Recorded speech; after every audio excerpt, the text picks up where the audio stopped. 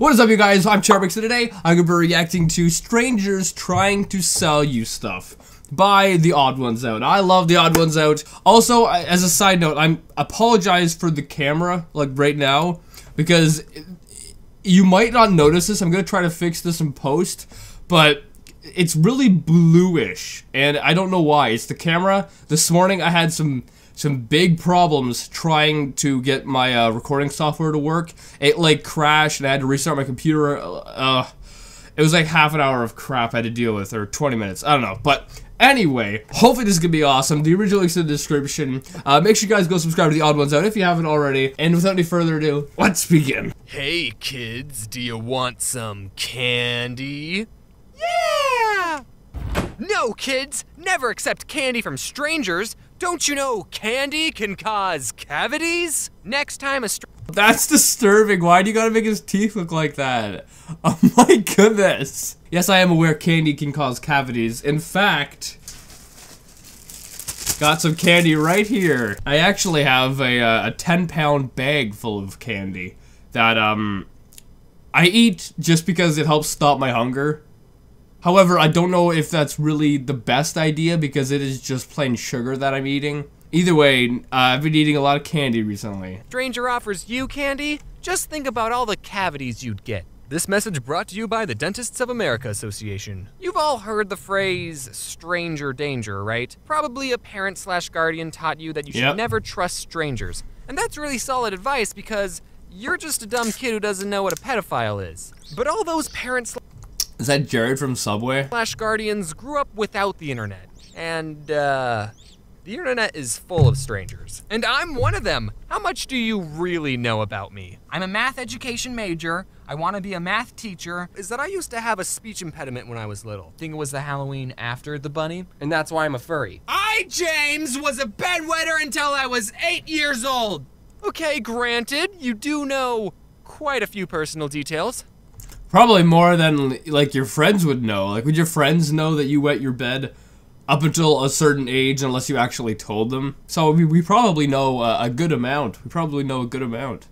The internet changes how we talk to people, meaning it's a lot easier to talk to strangers on the internet than in real life. Because on the internet, you can find strangers who have the same interests, hobbies, and fetishes as you do. But I find it so hard to talk to new people. I would never have enough confidence to be a door-to-door salesman. There are some jobs where you have to deal with annoying customers, but being a door-to-door salesman, you're the annoying one. Oh, it's so true. It's so true. I worked at fast food restaurants, and I really did not like dealing with people, especially at fast food restaurants. People are just really mean for some reason. Like, they can be nice, but if they wait, you know, a little bit longer than normal, they freak out. It's quite crazy. And I remember, you know, at the restaurants I worked at, we had the cops called like a bunch of times because of people going crazy. So yeah, anyway. I guess I just hate bothering people. I'd be a terrible salesman.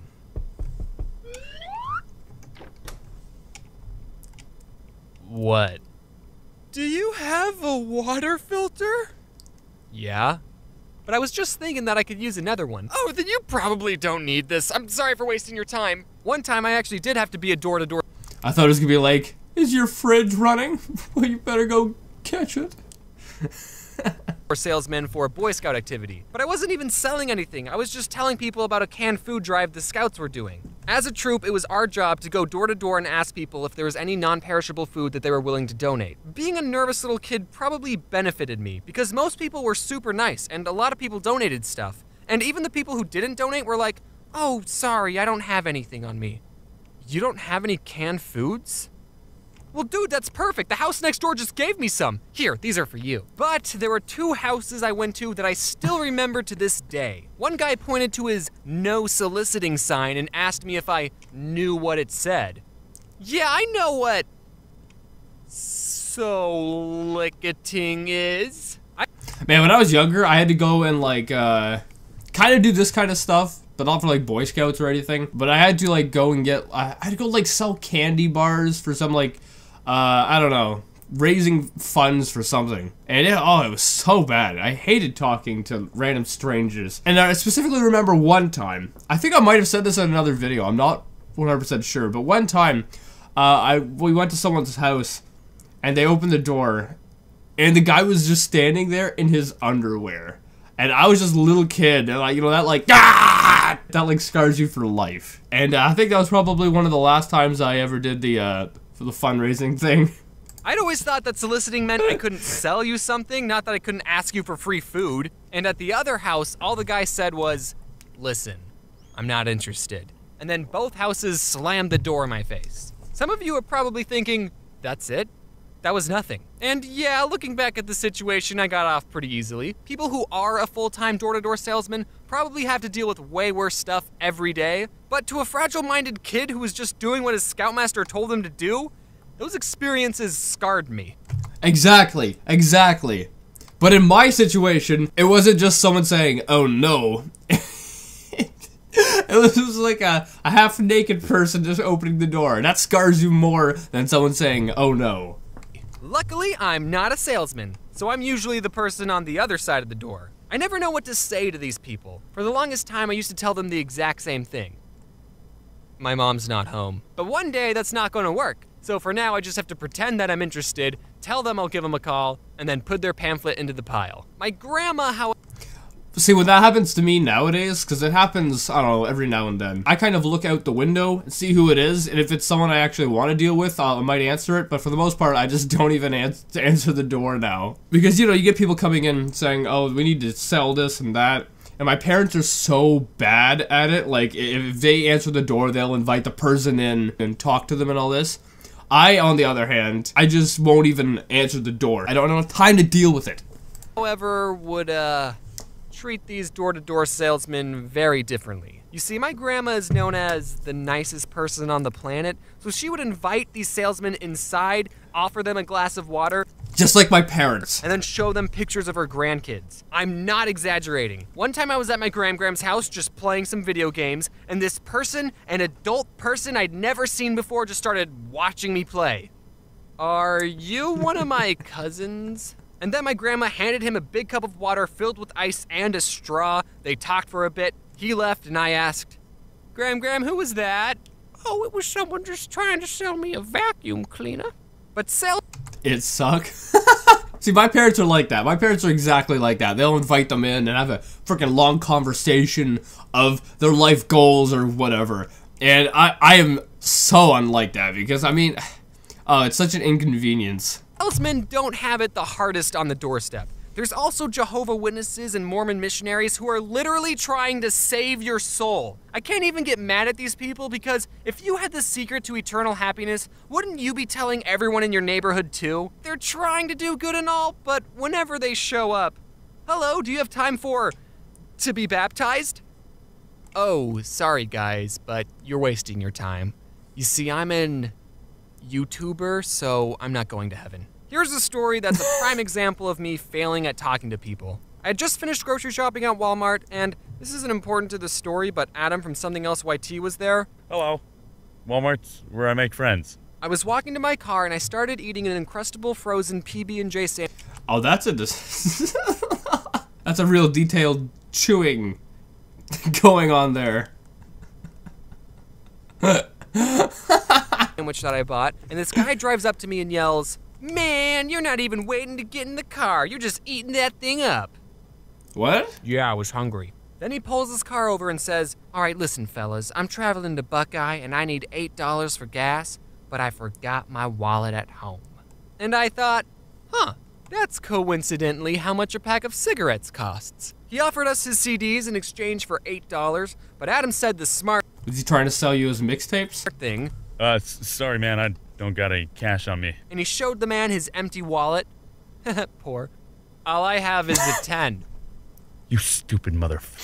I don't know why I said that. I think I was actually going to pay this man $8 if I had exact change. But here's the thing. I didn't only have a 10. I also had a 20. The guy saw my cash and said, "Man, all you have is a 10. Nah, man, I see you have a 20. And then he raised the price of his CDs from $8 to $30. All right, there you go, there you go. So he didn't actually want money for gas or whatever. Because if he did, it would have still been $8. Gas price doesn't rise that freaking fast. So, you know, he obviously just wanted money to go buy something, it seems like. Especially because he was in the Walmart parking lot, too. Yeah, he was going to go Walmart, of course. Man, that guy was trying to swindle you. He was trying to swindle you. Like I said, I should have handled the situation differently. If I was gonna give him money, I should have given him a 10 and said, now give me $2 back. Wait, so you gave him 30? But he had a solid argument. He said, if there were 20 dudes who all tried to jump you, I'd have your back. Now that's not a bad price for a Walmart parking lot bodyguard. You know, man, you gotta realize that money is just an object. Okay, then why do you want it? He asked us, do you boys like rap music? No, he actually is gonna try to sell you his mixtape or whatever? He does. Hey, I do. I listen to like Eminem, Kendrick Lamar, and Chance the Rapper. Oh no. And then the man pulled out his CDs, but he didn't have a CD player in his car, so he asked me if I could use my CD player, and I said sure, but my CD player already had my mixtape in that I never bothered to take out, so when I turned on my CD player, oh, I got something in my throat. By the way, if you want to listen to my whole mixtape, link in the description. Adam and I started listening. No way. Does it actually exist? Does it actually exist, your whole mixtape? I'm looking. It does too. It does too. His CDs, and the man started doing this. Yeah, that's the good stuff. So what'll it be, little man? You gonna give me the money or not, huh? Do I need to get my gang of 19 other dudes out, huh? So,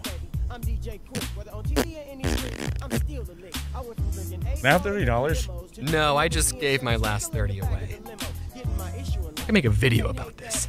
Yeah, I ended up giving the guy my $30. Honestly, I didn't get them.